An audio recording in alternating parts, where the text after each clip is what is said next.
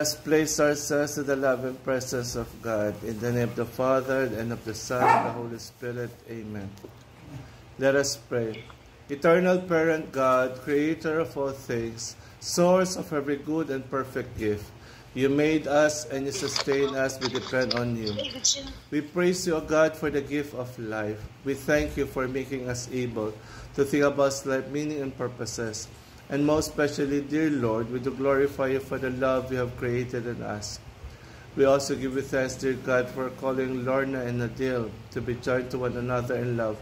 May your Holy Spirit empower them to perform and keep the solemn covenant they're about to make, and keep them ever growing in love for one another and for you. We ask this in the name of Jesus Christ, in union with the Holy Spirit, one God, forever and ever. Amen. Witnesses, you have gathered here the sight of God to witness the pledge of Lorna and Nadil to join together in this right of holy union. By your presence here, witnesses, you accept responsibility. Say amen if you could do it.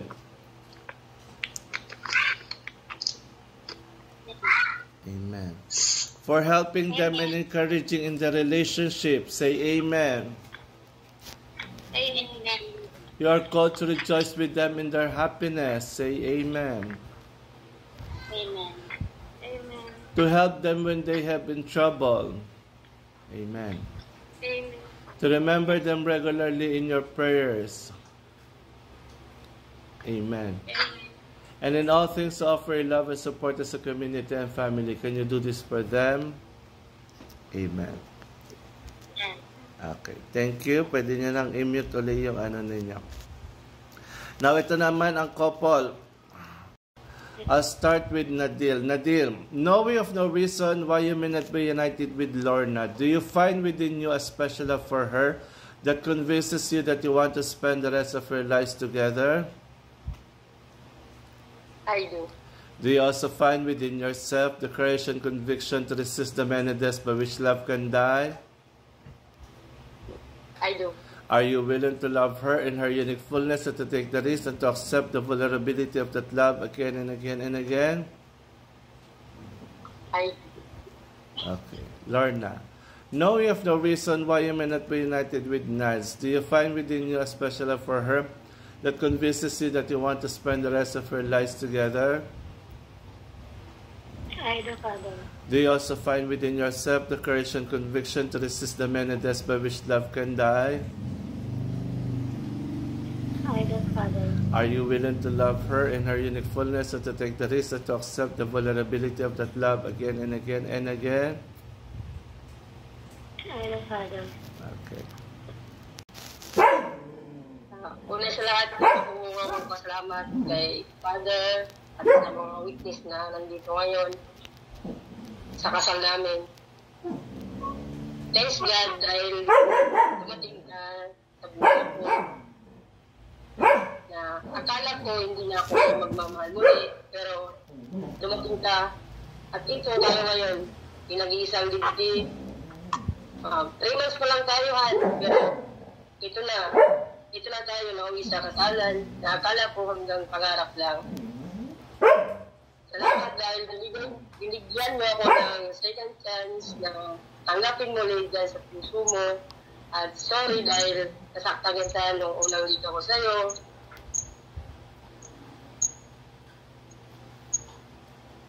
Nang unang ligaw ko sa'yo, sobrang saya ako na nakilala kita at mamahalin kita hanggang dulo. Pinapangako ko sa'yo na kahit anong pagsubok ang dumating sa atin, haharapin natin na magkasama. At palagi kitang pipiliin. At laging stay ako para sa'yo. Ito lang masasabi ko sa'yo.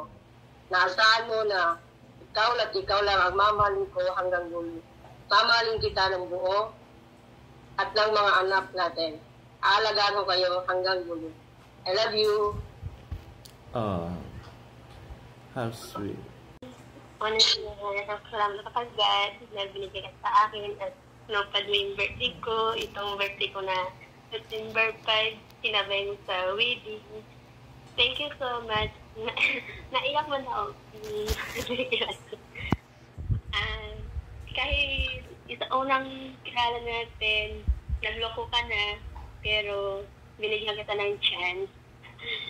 Kahit lagi kita pinapaiyak. Pero mahal na mahal kita.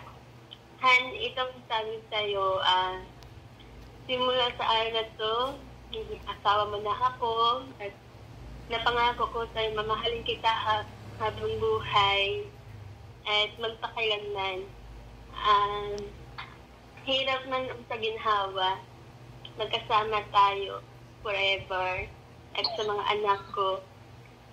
Alagaan kita, kailang ang mundo ko, at sabayan natin yung pangarap natin para in future. Kahit magkalayo tayo, ang mahalaga, tiwala sa isa't isa. Yun ang, at kay God, yun ang lagi nating isipin. And promise ko sa'yo, naging loyal ako sa'yo.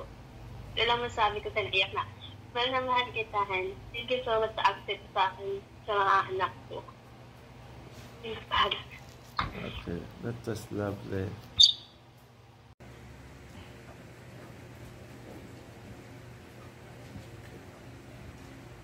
I would like to close the ceremony with this blessing, Nadil and Lorna. Now you will feel no rain, for each of you will be sheltered to the other. Now you will feel no cold, for each of you will be warm to the other. Now there is no more loneliness, for each of you will be companion to the other. Now you are two bodies, but there is only one life before you. Go now to your dwelling place, to enter to the days of your togetherness.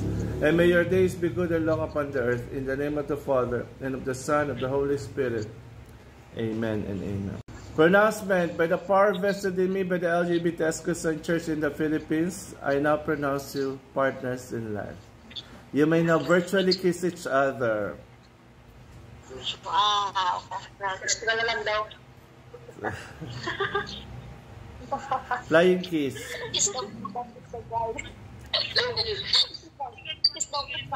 Okay, congratulations. Hindi si ate ba muna, si ate. Ate. Yung ate ko. Ang masasabi ko na maging masaya kayo, magsasama kayo namin na maging masaya hanggang dulo. Yan lang.